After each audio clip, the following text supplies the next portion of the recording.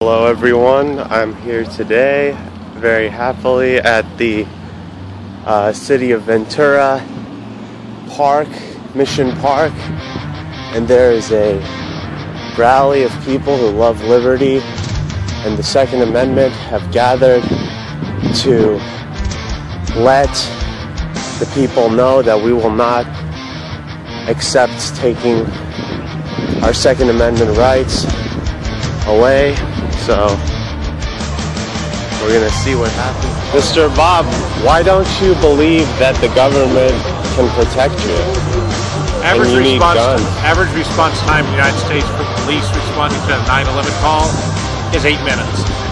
The average crime takes 90 seconds. You do the math. But Dianne Feinstein says that you don't need guns. Well, that's very nice. Since she has armed bodyguards, I'm glad she doesn't think I need guns. And Obama says that your kids don't need armed guards at their schools, but he has them for his kids at his school. That speaks for itself. You don't trust the president and the government to take care of you? The founder of Fire-Breathing Dragon of Oathkeepers is here to talk about that and many other issues today. I'd like to welcome him to the stage. Give him a big hand, Stewart Rhodes! Yeah!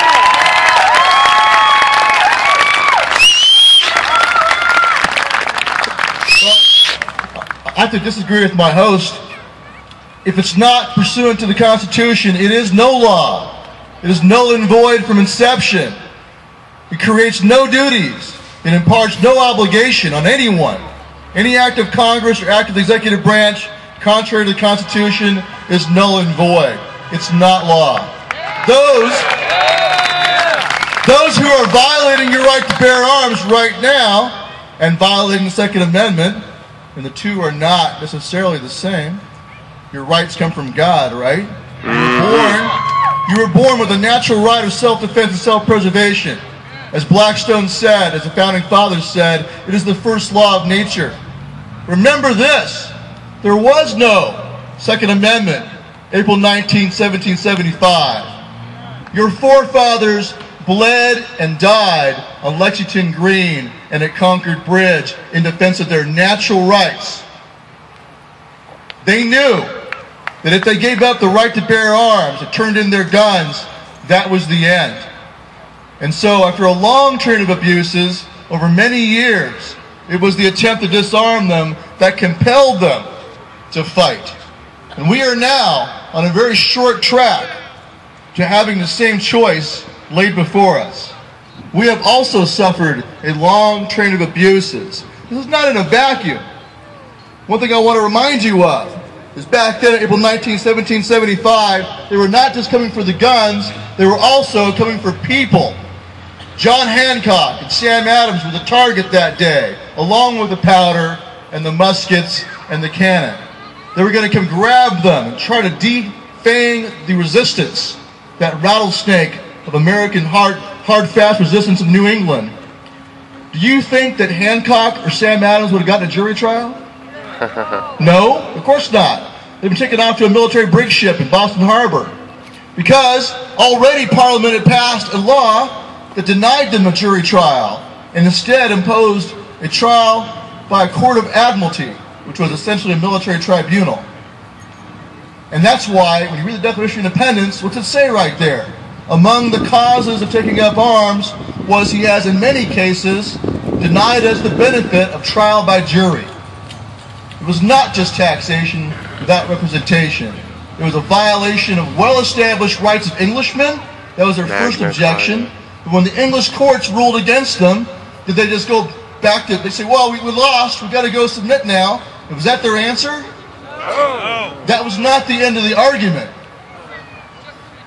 They fell back and said, well, even if you're not going to recognize our rights as Englishmen, then by God, we're going to stand on our natural rights as human beings. Yes. We have a right to be free, and a right to be free from oppression and arbitrary detention and torture and confiscation of our property and impressment in the British Navy. All of these things were done to them. And they said we have a right to self-defense and self-preservation. And when they came for the guns, that's when the fighting began. Well, today we are suffering the same thing. Yeah. What is the NDAA? Yeah. It's a claim that the president can detain any American citizen on suspicion in military detention indefinitely, the same as a goat herder in Iraq or Afghanistan, and to claim that he can impose military trial on you if you're lucky. He also has a secret snuff list of Americans he claims the right to kill. Is that constitutional? No. What part of the Constitution does it violate? You know? First Amendment. Fourth Amendment. Fourth Amendment. Right to a jury trial. But even more, the third. Article 3, Section 3, the Treason Clause. Oh, the treason. Go read it. It's very clear what's done with an American accused of making war against his own country. Requires a jury trial in front of a jury of his peers and 2 witnesses to the same overt act or open confession. Why is that there? Because the founders had learned. They had seen in English history the denial of jury trial. And these go together. Like I said, April 19th, they were going for people and guns. It all ties together. That's why in Oath Keepers, the very first thing we did is we established in 2009 is issue a declaration of 10 orders we will not obey. Number 1 is we will not obey orders to disarm the American people. We will not obey that order. We made very clear that we opposed a renewal of the so-called assault weapons ban. We also made it clear we oppose registration of gun owners or guns. Because the first step is registration, like a convicted sex offender. That's what they want. They want you to go down to your local PD and be photographed and fingerprinted just like a child molester is. And then told, also they want you to report to the Attorney General when you move. Now, will you do that? No! Hell no! That's where you must draw the line. Like I told the guys at the Idaho Open Carry Rally recently, if you go down and submit like that, you might as well turn in your balls too. And ladies, your ovaries. So that's your first line. Number 2 on our list of orders we will not obey. This is from the active duty Oath Keepers. We will not obey orders to conduct warrantless searches against the American people. Because that is how they will do it. It's wrong anyway, but how are they going to get your guns? It's going to be random checkpoints on the highway and searching your cars without a warrant. It's going to be house-to-house searches. That's how it's done. That's how it was done in Katrina. That was a huge wake-up call for a lot of people. A lot of people who had been in the military, police, were kind of nonchalant and took it for granted they understood the Constitution. But look at Katrina. You had current serving police officers from all over the country and National Guard and even 82nd Airborne deployed to New Orleans. And most of them did follow very unconstitutional orders to disarm peaceable American citizens who were just trying to defend their property. Was that right? No! Now, you hear nowadays, of course, number 3 on our list is we will not detain American citizens as unlawful combatants. And they all 3 go together. Those are the top 3 for a very good reason. Those are the actions that are most likely to compel a conflict between the people and those in public service. We're trying to avoid that. Now, I hear some sheriffs and police chiefs across the country saying, well, you know, when Congress passes a law, it's my duty to enforce it until a court rules it unconstitutional. I have no power and no right to judge the constitutionality of the law. I have to enforce it until a court says no. Is that correct? No! Is that what we said at Nuremberg? What did we tell the Nazis at Nuremberg? We should have known better. Just obeying orders was their defense. Not excuse. We said just obeying orders is no defense. It's no excuse. We told them, you have an independent, individual obligation to say no. Because there's a higher law. Right. Woo! Because you know what? Everything they did was legal in Germany under German law. They had entire battalions of reserve police officers called the Einsatzgruppen who were sent out to go and kill women and children and old people. Entire Jewish families were wiped out by the reserve cops. And they defended themselves later by saying we're just following orders. We told them it's no excuse, no defense, and we strung them up. That's what we did with them. Is that a valid defense for a U.S. soldier? No. What about Lieutenant Calley in the My Lai massacre? No. He obeyed orders to shoot women and children and issued those orders to his men, and they also obeyed those orders. Later on, he defended himself by saying, I had orders from superior officers to do this.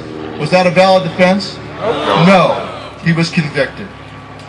And he could not say, well, until I hear from a court, I have to obey the orders. Until some military tribunal or court in the military system tells me it's wrong, I got to obey. That's not the way it goes. He had a duty on the spot to say no, to judge the lawfulness of the order. All of you guys who've been in the military before, you all know this, right?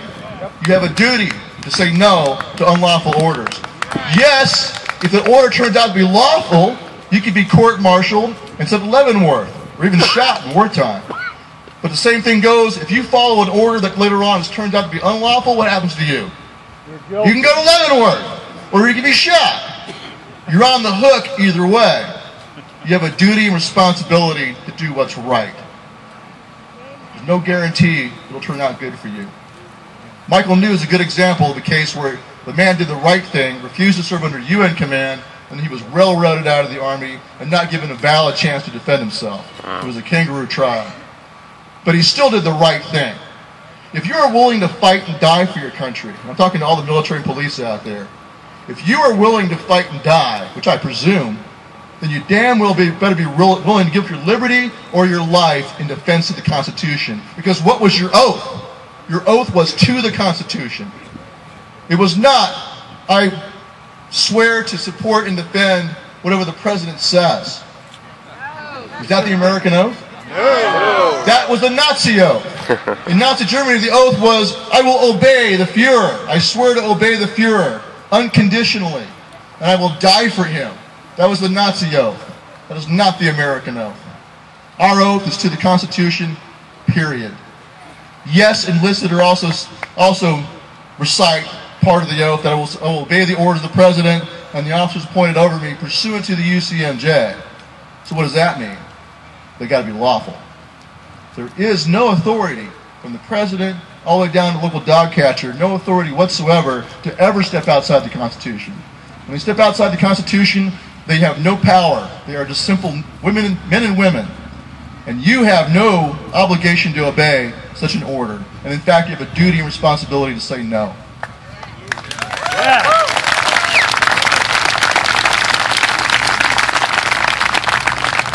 Some other good examples in American history. In the North, after the Dred Scott decision, after the Supreme Court ruled that no black man could ever be a citizen of any northern state, you had nullification in the North. You have refusal of northern juries to convict, even when the person admitted they were harboring fugitive slaves. You had refusal of police and sheriffs in the North to arrest someone who was harboring a fugitive slave. And in fact, you even had sheriffs in the North who threatened U.S. Marshals with arrest if they attempted to come in to enforce the Fugitive Slave Act. Because even though the Supreme Court said it was constitutional, the people of the North said, no, we disagree. We will not enforce it. That's a good example of what has to happen today. Were they wrong to do that? No. According to the wisdom of these sheriffs and police chiefs who are saying they have to follow any law passed by Congress or any law passed by the Den of Vipers in Sacramento, according to that logic, those sheriffs in the North were wrong. They should have convicted. They should have arrested people and charged them with assisting fugitive slaves. And in the My Lai massacre, you know who saved the day there? Warrant Officer Thompson. You know his story? Here's a guy who was flying his helicopters. He was in command of 3 choppers. They flew in, saw what was going on. He landed his choppers, and he told his door gunners, if they fire on me or on any more on those women and children, I want you to promise you will open fire on them, is what he said. And he went out in person and risked his life to stop it. And he brought like dozens of women and children to the choppers and saved them.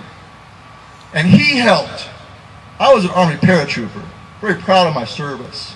But I'll tell you right now, Warrant Officer Thompson helped to preserve the honor and integrity of the U.S. Army by what he did that day. He did the right thing. He risked his life.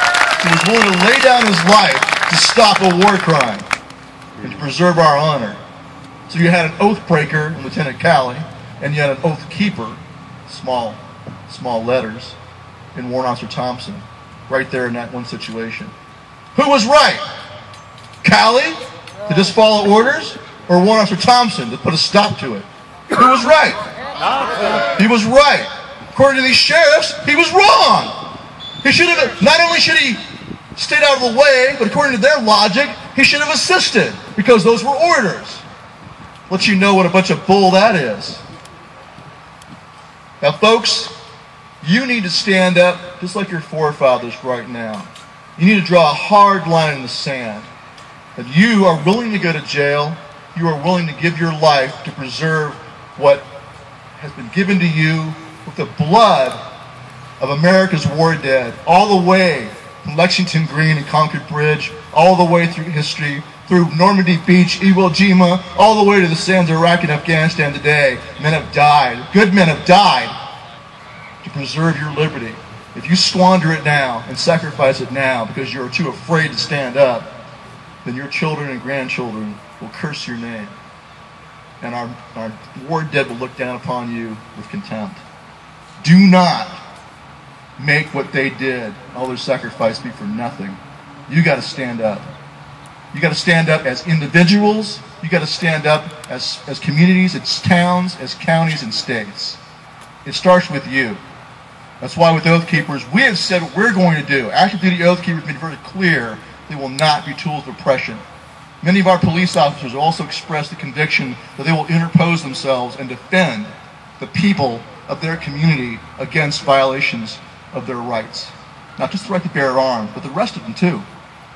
And you have over 300 sheriffs now across the country have stood up. Good men are standing up and saying no, that they will interpose and defend you. Because if they don't, this is the message to the current serving police, if you obey these unconstitutional orders and trample on the rights of the American people, the veterans of this country and the gun owners of this country are not going to just roll over and take it. There's going to be a fight. Yep. The last thing I want to see is current serving and veterans killing each other. For what? For these lying, I don't want to cuss. So for these lying politicians?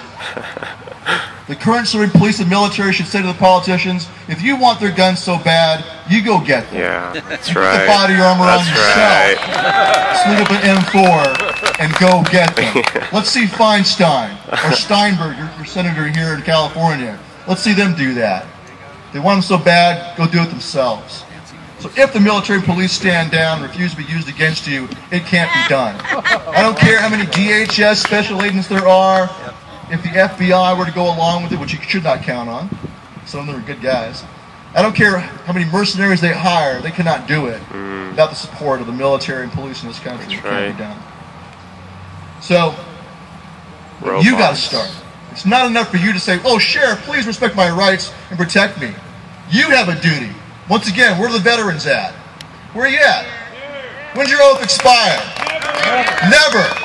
You are duty-bound still to defend the Constitution. So you need to stand up and declare that you will not submit, that you will not comply, that you will resist any violation of your right to bear arms. Draw this line in the sand. You stand up shoulder to shoulder with each other and all the gun owners. And then you turn to your sheriff and say, Sheriff, if you do the right thing, we are with you. We are right here shoulder to shoulder with you and we'll support you even if it means our lives. Be willing to be his posse. Be willing to be the militia of your county. But then you tell the sheriff also, and the chief of police, but if you stand against us, if you violate your oath and desecrate all that our brothers fought and died for, we will oppose you.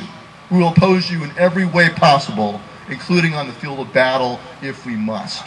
It is a time of choosing. Make April 19th the deadline now. You choose where you're going to be, what side you're on. Are you a patriot or are you a redcoat? And then tell them it's time for you to choose. Sheriff, here's your deadline, April 19th. By that deadline, we want to know what side you're on. We want to know with no equivocation, no mealy-mouthed bunch of nonsense words about supporting the Second Amendment. Nail them down on specifics. Will he oppose registration?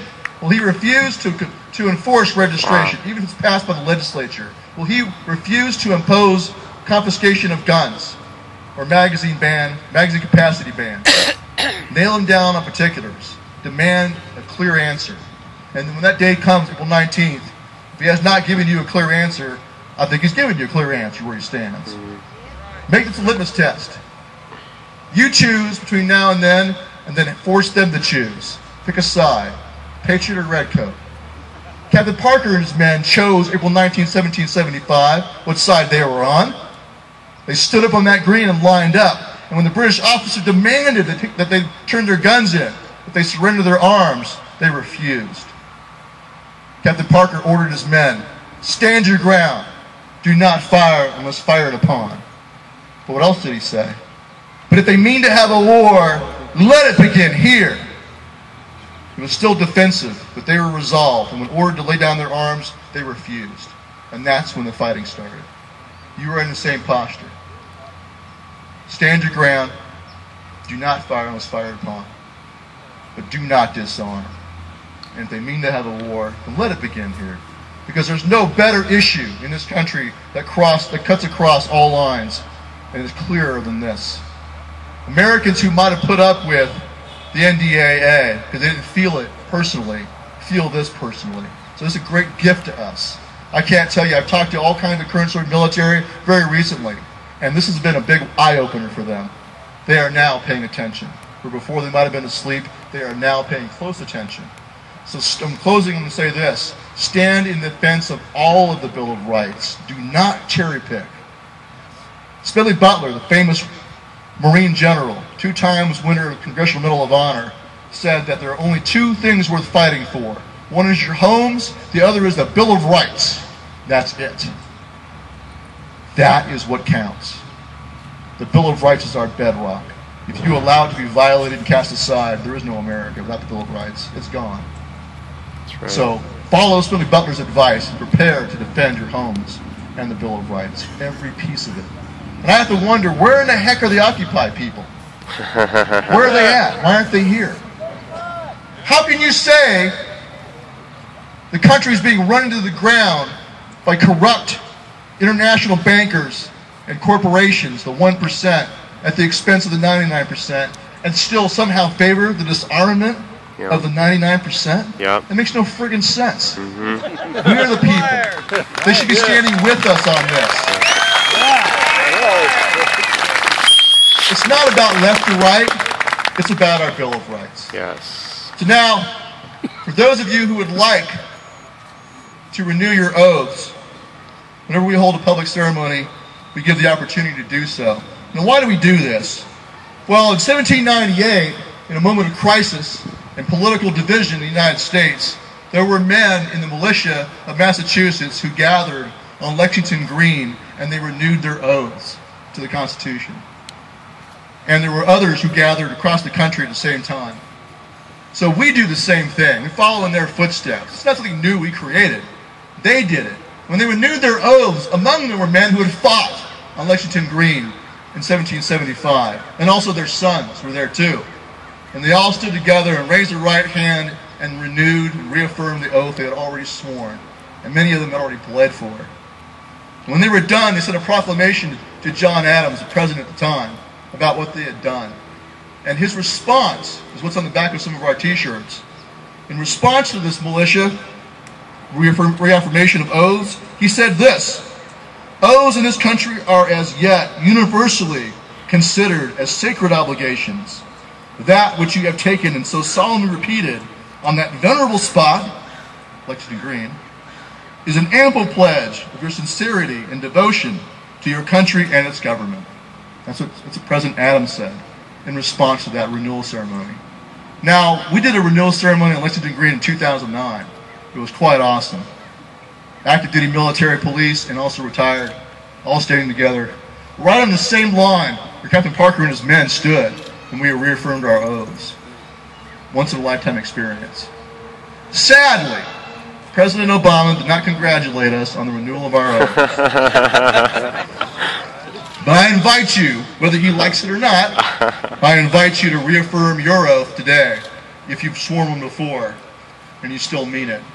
And for those of you who never have, who would like to join with us in taking an oath to support and defend the Constitution, we invite you to do so as well. But we caution you, don't do it unless you're serious about it. Do not raise your hand and swear an oath to the Constitution unless you're willing to bleed and die for it if you must.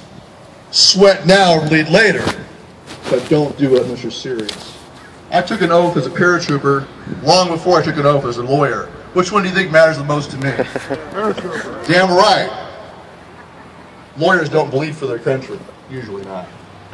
So take it only if you're serious.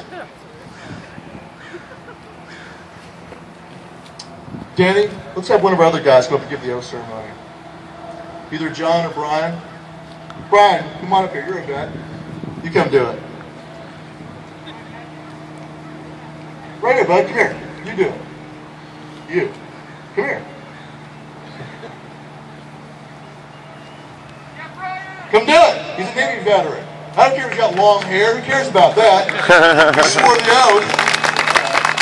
He meant it.